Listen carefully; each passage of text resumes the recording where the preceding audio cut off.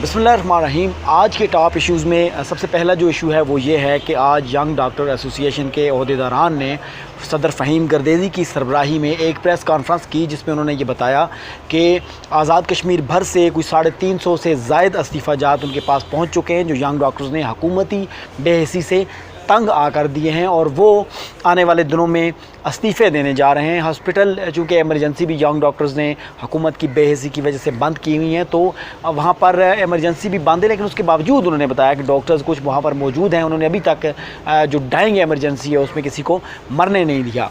क्या कहा उन्होंने, ज़रा सुन लेते हैं। उसको विक्टिमाइज करना चाहा तो पूरे आज़ाद कश्मीर से इस वक्त मेरे पास 300 से ज़्यादा रेजिग्नेशन ये हाथ में मौसूल हो चुके हैं।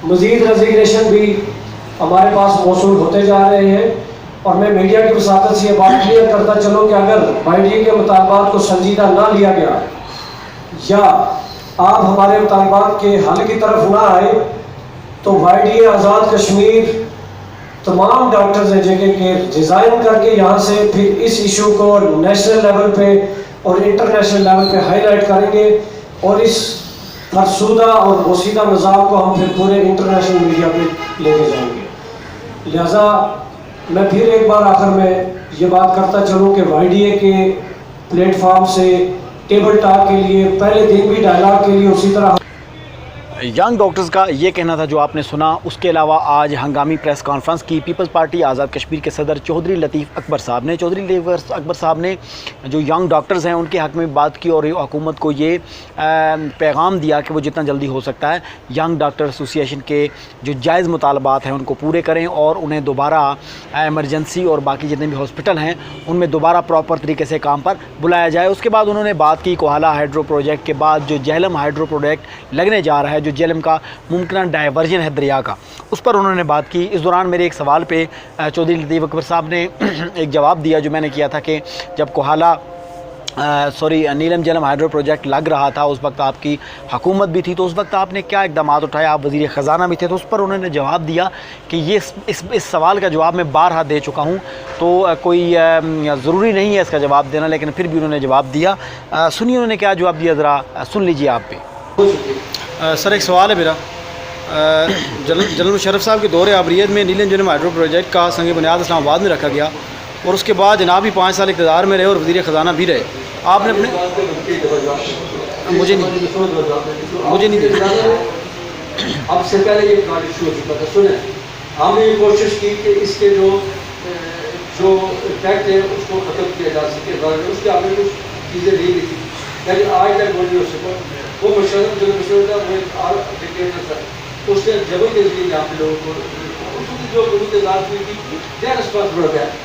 नीलम जेहलम हाइड्रो प्रोजेक्ट में आप ये बात कर दूँ कि जब भी हमारी गवर्नमेंट में ये शुरू हुआ, गवर्नमेंट वातावरण में मुश्किल से रब्ता के लिए हमने समाचार नोटिफिकेशन नहीं जारी की और हमने इस पर बाकायदा तौर पर ये ये कहना था चौधरी लतीफ़ अकबर साहब का मेरे सवाल के जवाब में। मैं एक बात यहाँ पर कहना चाहूँगा, लतीफ़ अकबर साहब बड़े कोहना मश्क सियासी लीडर हैं, साबिक़ वज़ीर ख़जाना भी रह चुके हैं और इसके अलावा भी वो ऐसे लीडर के तौर पर जाने जाते हैं जो कभी भी किसी सवाल से नहीं घबराते। तो हजूर, आपने अगर बारहा जवाब दिया है तो आपसे अगर 1000 बार भी ये सवाल पूछा जाए अवाम की तरफ से तो आप पाबंद हैं उसका जवाब देने के, चूँकि आप पब्लिक ऑफिस होल्डर रहे हैं और आप एक ऐसे कोहनामश सियासतदान भी हैं जिन्होंने मुस्तकबिल में भी जाकर असम्बली में बैठना है। तो आवाम या बिलखुसूस जो सहाफ़ी सवाल करते हैं तो उसका जवाब देना आपका फ़र्ज़ होता है। आप ना दें वो आपकी मर्ज़ी है, लेकिन आपके फ़राइज़ में बहसीत सियासतदान और बहसीत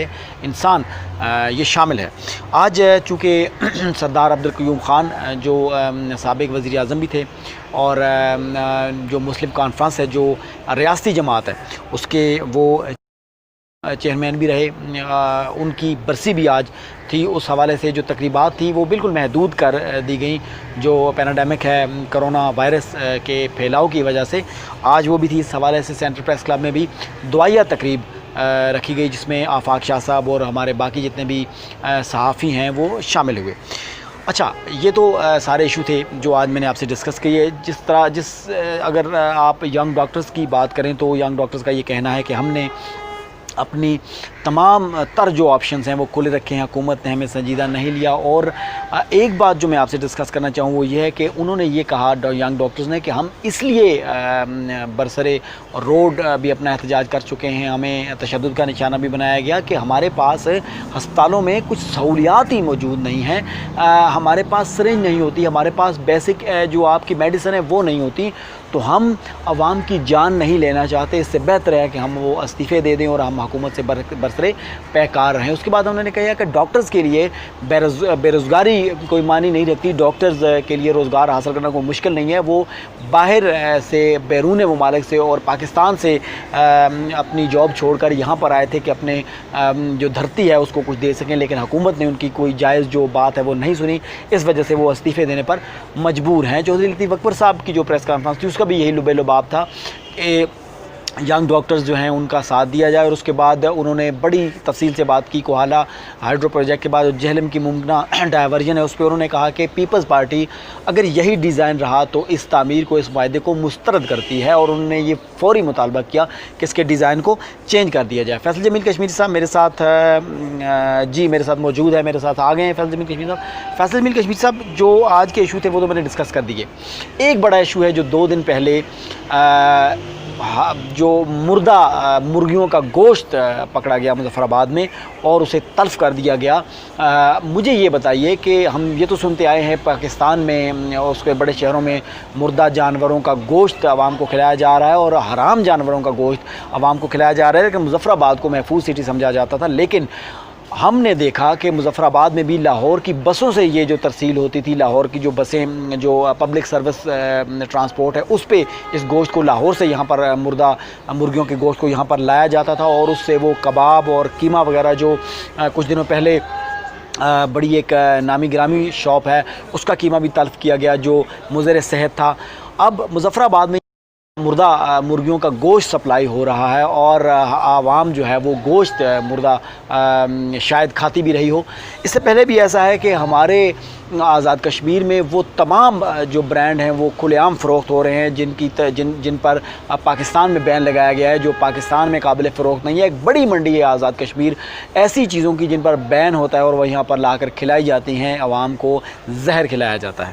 اب رہی صحیح کسر جو تھی وہ حرام گوشت نے پوری کر دی. آپ کیا کہتے ہیں اس سارے بارے میں؟ ہم جہاں بھی دیکھتے ہیں ضلعی انتظامیہ اگر فوڈ کی انسپیکشن کرنی ہے تو وہی کر رہی ہے, پیٹرول کا ریٹ چیک کرنا تو وہ کر رہی ہے, اوزان و پیمائش دیکھنی ہے تو وہ کر رہی ہے, سبزیوں کے ریٹ وہ چیک کر رہی ہے.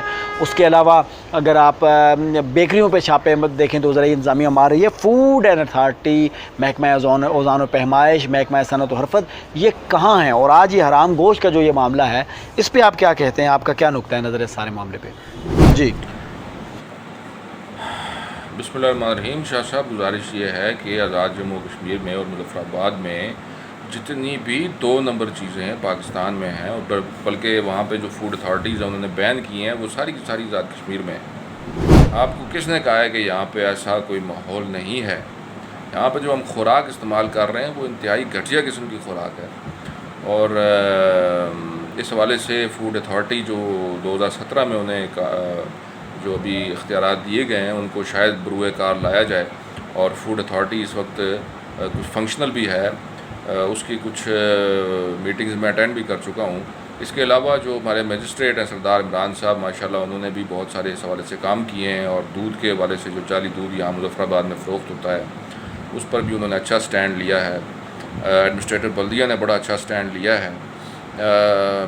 اس کے علاوہ لوگ کام کر رہے ہیں جو انجمن حقوق صارفین میں شاہد عوان صاحب ہیں اور ان کے ساتھ دیگر جو لوگ ہیں, وہ سب ان کی توجہ اس وقت آزاد کشمیر میں بالعموم اور مظفر آباد میں بالخصوص جو جعلی قسم کی خوراک لوگ کھا رہے ہیں اس کی طرف ہے, اور اس کو ٹھیک کرنے کی کوشش کی جا رہی ہے. آپ صورتحال کی گمبھیرتا کا اندازہ اس بات سے لگا سکتے ہیں کہ آزاد کشمیر میں بچوں کے اندر جو میل نیوٹریشن اور ان کی جو بڑھوتری اس کی وجہ سے کم ہے. جو قد آپ دیکھتے ہیں لوگوں کے, عام لوگوں کے جو قد ہیں وہ 5.5 فٹ یا 6 فٹ سے کم لوگ ہی ہمارے یہاں پائے جاتے ہیں. اس وقت جو صورتحال آزاد کشمیر میں ہے, جو کہ سروے بھی ہوا ہے, نیشنل نیوٹریشن سروے جو گورنمنٹ آف پاکستان کا نے یونیسیف سے کروایا ہے, اور اس میں جو آغا خان یونیورسٹی جو ہے انہوں نے مل کر یہ کیا، اس کے مطابق آزاد کشمیر میں اس وقت 40% بچے ایسے ہیں جن کی بڑھوتری گروتھ رکی ہوئی ہے، اور وہ چھوٹے قد کے ہو جائیں گے۔ 2030 تک جو ہے وہ آزاد کشمیر میں بچے چھوٹے قد کے ہوں گے، یہ نیوٹریشن کی کمی اور اس جعلی خوراک کی وجہ سے۔ یہ ایک رپورٹ ہے گورنمنٹ آف پاکستان کی، اور یہ بڑی الارمنگ ہے۔ میں آپ کو بتاؤں 40% وہ بچے ہیں اور 16% بچے غذائی کمی کا شکار ہیں، اور جو انڈر ویٹ ہیں ان کی وہ 22% ہے۔ یہ آزاد کشمیر کا جو ڈیٹا ہے، جو اس کا سروے ہوا اور اس کی جو رپورٹ ہے نیوٹریشن سروے جو ہے، آپ اس کا اندازہ لگائیں اس میں، اور 30 سے 40% جو اموات ہیں وہ یہاں پر دل کے امراض کے باعث ہو رہی ہیں۔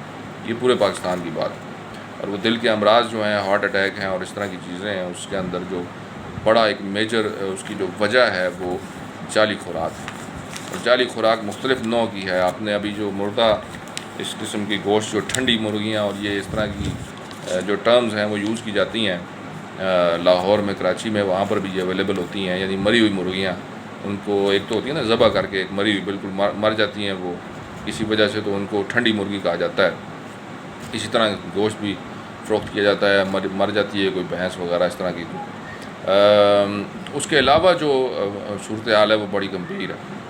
آپ یہ دیکھیں کہ یہاں پر بچے جو چیزیں کھا رہے ہیں بازار کے اندر، انواع و اقسام کی چیزیں ہیں جن کو بچے استعمال کر رہے ہیں روزانہ کی بنیاد پر، وہ اس قدر صحت کے لیے نقصان دہ ہیں کہ آپ یہ دیکھیں گے، اللہ نہ کرے لیکن آپ یہ دیکھیں گے کہ مستقبل میں جو بچے 20-25 سال کی عمر کے بعد ہی ہائی بلڈ پریشر اور دل کے امراض اور ان چیزوں کا شکار ہوں گے۔ اس کی وجہ یہ ہے کہ جو پرزرویٹیوز ان کے اندر ڈالے جاتے ہیں محفوظ کرنے کے لیے، جو پیکیجنگ میں چیزیں آتی ہیں ان کے اندر جو کمپنیز استعمال کرتی ہیں، ان کے جو مضر صحت اثرات ہیں، اور اس کے علاوہ جو ٹیسٹ انہینسر ان کے اندر ڈالے جاتے ہیں، یہ مختلف چپس وغیرہ یہ کھا رہے ہوتے ہیں، اس کے اندر بڑا ٹیسٹ ڈیولپ کیا ہوتا ہے، ٹیسٹ انہینسرز اس میں ایڈ کیے جاتے ہیں۔ یہ ساری چیزیں جو ہیں، یہ دیکھیں نا، جیسے چائنا میں اجینو موتو ان کا جو ایک سالٹ ہے، چائنیز سالٹ اس کو کہا جاتا ہے، اس پہ پاکستان میں پابندی لگی ہوئی ہے، لیکن بہرحال یہاں پہ وہ ابھی بھی بک رہا ہے۔ وہ دل کے امراض اور ہائی بلڈ پریشر اور ان چیزوں کا باعث بن رہا ہے۔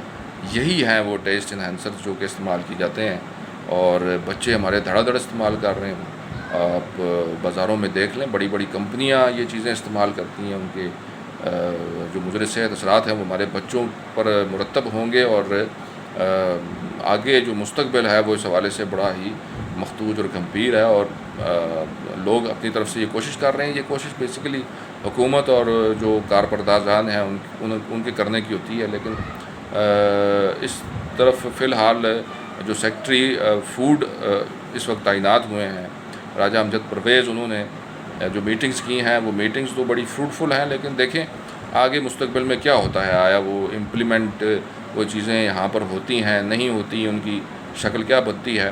تو اللہ تعالیٰ سے دعا یہی ہے کہ ہمارے یہ جو ارباب اختیار ہیں یہ اس طرف مزید توجہ دیں، اور جو ہمارے میجسٹریٹ ہیں موجودہ، اور جو ایڈمنسٹریٹر ہیں، اور یہ باقی جتنے بھی لوگ ہیں سارے یہ توجہ دے رہے ہیں فوڈ کی طرف۔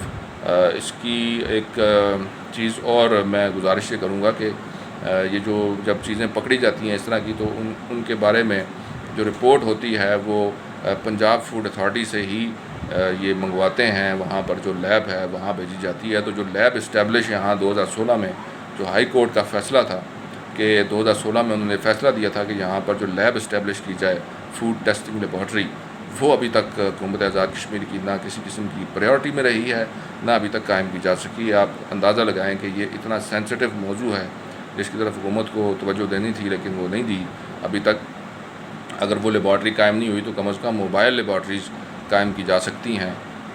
اس کا میرا خیال ہے فوڈ اتھارٹی والے، آج میں دیکھ رہا تھا کہ اس کا کوئی PC1 وغیرہ وہ تیار کریں گے، تو اللہ کرے کہ یہ کام ہو جائے، تاکہ آزاد کشمیر میں مظفر آباد میں بالخصوص جو دارالحکومت ہے، اور دارالحکومت کے اندر پورے آزاد کشمیر کی نمائندگی ہوتی ہے، یہاں پہ پورے آزاد کشمیر سے ہر ضلع سے لوگ موجود ہوتے ہیں، تو جہاں پر کم از کم اس چیز کا کو انشور بنایا جائے کہ جہاں پر جعل سازی نہ ہو۔ لیکن جعل سازی یہاں اس وقت عروج پر ہے۔ آپ یہ جو پانی پیتے ہیں منرل واٹر، یہاں پر جو اعلیٰ سے اعلیٰ ترین کمپنی کا جو منرل واٹر ہے وہ بھی 2 نمبر ہے، یہ پانی بالکل وہ نہیں ہے، ٹھیک نہیں دیا جاتا، جو بتایا جاتا ہے منرل واٹر ہے وہ منرل واٹر نہیں ہوتا. یہ تو چیزیں ساری موجود ہیں، ان کی رپورٹس بھی موجود ہیں. تو اس پر توجہ سول سوسائٹی کو بھی دینی چاہیے اور حکومت کو تو ظاہر ہی ان کا فرض ہے یہ کام کرنا چاہیے. جی بہت شکریہ بہت شکریہ فیض صاحب، آپ نے اپنی قیمتی جو رائے ہے اس سے ہمیں آگاہ کیا. مظفر آباد اور آزاد کشمیر پورا جو ہے وہ ایسی چیزوں کی کھلی منڈی ہے جو مضر صحت ہوتی ہیں، جن میں پاکستان پر بین ہوتا ہے اور وہ یہاں پر آ کر کھلے عام فروخت ہوتی ہیں. اس میں جہاں تک اداروں کا قصور ہے ان کے ساتھ ساتھ میں یہ سمجھتا ہوں کہ عام عوام کا قصور بھی ہے. عام عوام ایسی چیزیں نہ لے اور عام عوام ایسی چیزوں پر نوٹیفائی کرے. میڈیا کا دور ہے، آپ میڈیا پر بتا سکتے ہیں، آپ نوٹیفائی کر سکتے ہیں جگہ کو. ہم سب نے اس جو ناسور ہے اس کے خلاف مل کر اگر آواز نہ اٹھائی تو ہمارا جو ایک تجزیہ ہے کہ 2030 کے بعد ہمارے بچوں کے قد چھوٹے ہوں گے اور ان کی جو ذہنی صلاحیت ہے وہ بھی تقریباً معذور ہوگی. اللہ ہمیں اس سارے معاملات سے بچائے. صحافی کا کام آگاہ کرنا ہوتا ہے، ہم پے در پہ ان سارے معاملات سے آگاہ کرتے رہتے ہیں، لیکن اگر عوام خود اپنے حقوق کو جانیں گے نہیں اور اس پر نکلے گی نہیں تو میرا نہیں خیال کہ اس کی حالت بدلی جا سکتی ہے. اللہ نے کے بعد